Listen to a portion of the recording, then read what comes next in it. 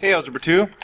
Made a quick puzzle on how to classify different conic sections. So if we want to be able to look at an equation of whatever type of graph it is and be able to figure out what is it. Is it a parabola? Is it a hyperbola? Is it a circle? Or is it an ellipse? Okay, so we created this flow chart to kind of help guide you to figuring out what that is, and I'll do a couple examples of an equation.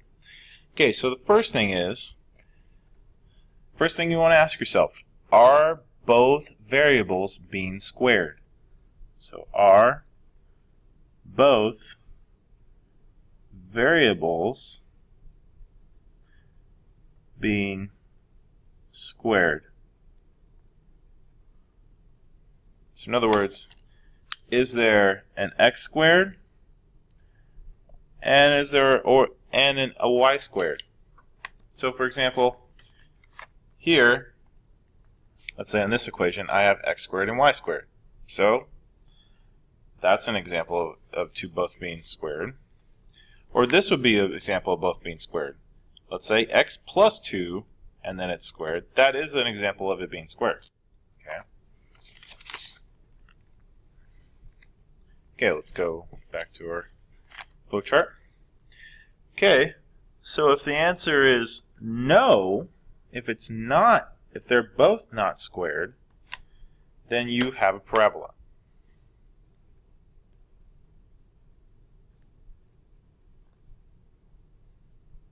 If right away you see that they're both not squared, it's a parabola.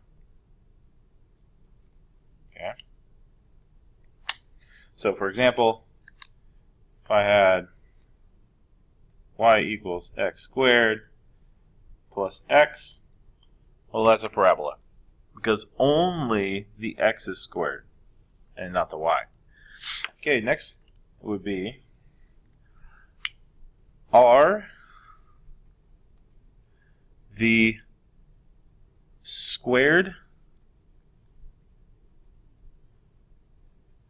variables being subtracted? Are they being subtracted? Okay.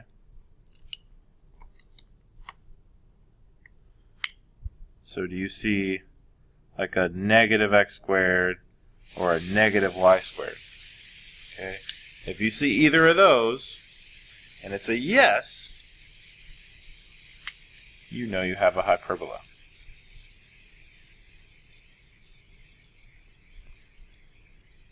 And those look like this.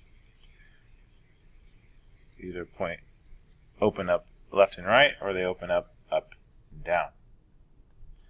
Okay, and for example, back here in our notes, here there's a minus in the middle for every parabola equation. A minus in the middle. And if you notice, if we go back here on the circles, there's a plus. Ellipse, there's a plus. Hyperbolas, there's a minus. Okay? Now, if your answer was no, then we move on to the next question. The next question is, are the denominators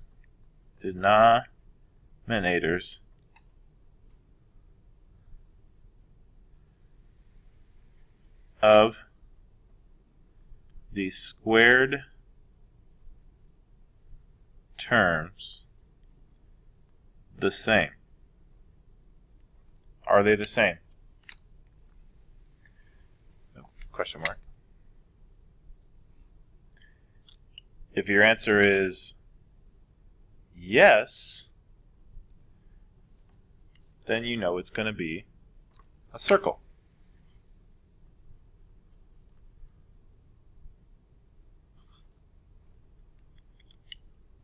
If the answer is no,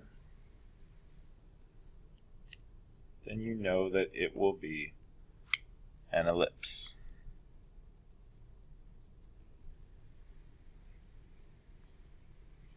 that shape. Okay. Let me show you what I mean.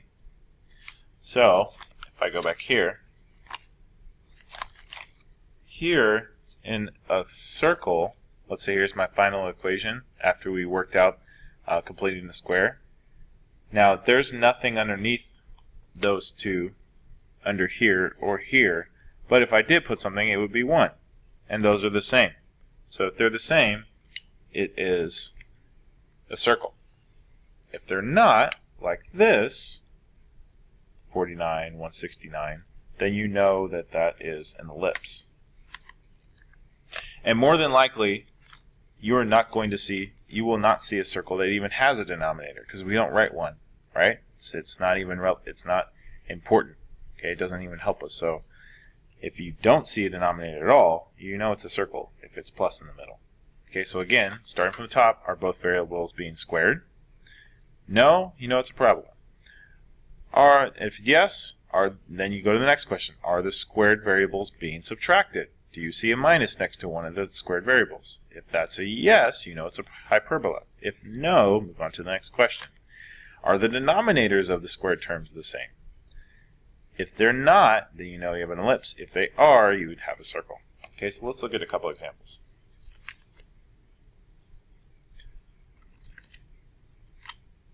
Okay, so if I have x squared plus y squared minus 2x plus 4y minus 10 equals 0. Okay, well first, remember we did this on the first day, couple days. We grouped together the terms that are all x. Let's put those together. So I have x squared minus 2x, and then I have y squared plus 4y. Now, and then this last term that has no variable, you want that to go to the other side, and you know if you put it on the other side, it becomes the opposite sign. Well, here it's negative, so here it's positive.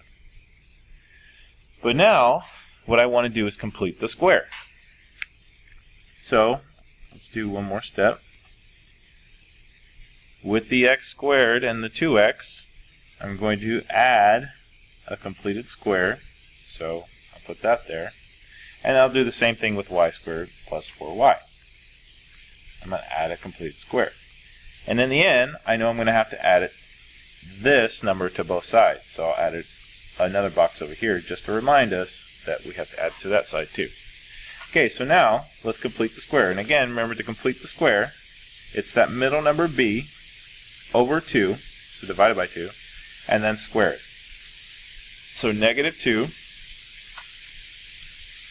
over 2, well that's negative 1, and then squared is just 1. And then with 4 divided by 2 is 2, then 2 squared is 4. So then of course I have to add that 1 and 4 over here as well. Okay? So now, what I'm going to do is I'm going to take this part of the equation and I'm going to factor it. And I know that this will be equal to x minus 1 squared. If you think about it, really what I'm doing is taking this, I'm doing the x, 1 on top, negative 2 on the bottom. What are the two numbers that multiply to 1?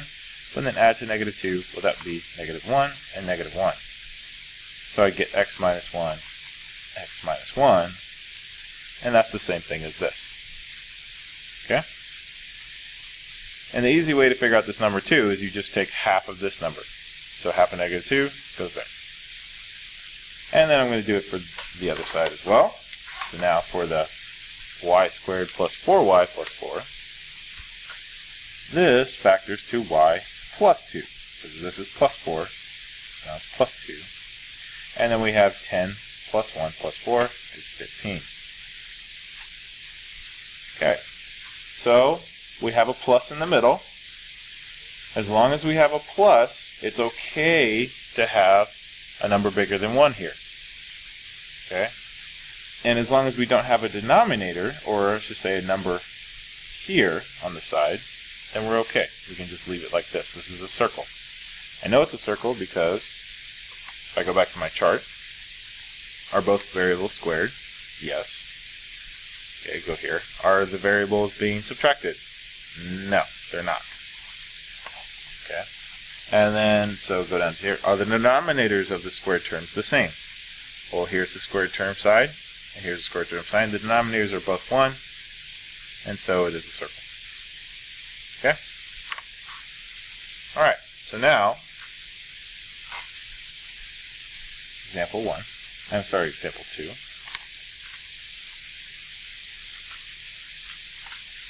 Let's say I have negative x squared plus y squared minus 6x minus 4y minus 9 equals 0. Okay, I want to group them. I first want to put the x squared and the y squared, or sorry, the x and the y terms together, group them together. But here, I have one of them is negative, one of the x or squared terms. If one of your squared terms is negative, and in this case it's the x, that one needs to go second. Okay, so what I'm going to do is I'm going to do y squared. I'm going to do the y's first, minus 4y. Then minus x squared. I do the x's next, minus 6x. And then move that 9 over here, becomes positive 9. Okay, and you'll see why we want to put that one after the y. Okay, so now we're going to complete the square again. So I'm going to put plus a completed square. Now here, I don't want my squared terms to be negative, or to even have a number in front of them at all. So what I'm going to do is I'm going to take out a negative from both here and the 6x. Okay, so I'll take out a negative, and now it becomes positive x squared and positive 6x. Okay, so if I were to multiply this negative back, these would become negative again. And now I'm going to complete the square as well inside those parentheses. And just remember, I'm going to add something here and here. Okay, now complete the square here. Negative 4 divided by 2 squared is 4. And then here, 6 divided by 2 is 3. And then 3 squared is 9. So here I'm going to add the 4 here. But here, I'm not going to add positive 9. I have to distribute this number, or this, you could call it like a negative 1. That I have to multiply times this number and then add it to the other side. So now negative 1 times 9 is minus 9. And so what I'll do is I'll change this to minus 9. Okay? Okay, now let's simplify all this. So now, first factor this. Or no, actually this is not simplifying, this is reverse simplifying. So now y half of negative 4, negative 2. And then there's a minus in the middle. And then x half of 6 plus 3 squared equals, if you notice over here, there's a positive 9 and a negative 9, so those are going to cancel each other out, and you're just left with 4. Okay? Now, here's the deal. If you have a minus in the middle, I know right away that this is a parabola. Both variables being squared? Yes. Are the squared variables being subtracted? Yes. So hyperbola. Hyperbolas are all equal to 1. This was not equal to 1. So if there's a minus, that means I need to take this 4 and divide it all the way across. So I'm going to divide this 4 here, here, and here. And the reason I'm doing that is so that this becomes 1. So now my final equation will be y minus 2 squared over 4 minus x plus 3 squared over 4 equals 1. Okay? And I know that this is a hyperbola because there's a minus in the middle. If you see a minus in the middle, you know it's a hyperbola no matter what. Okay, and again up here, this was a circle. Okay.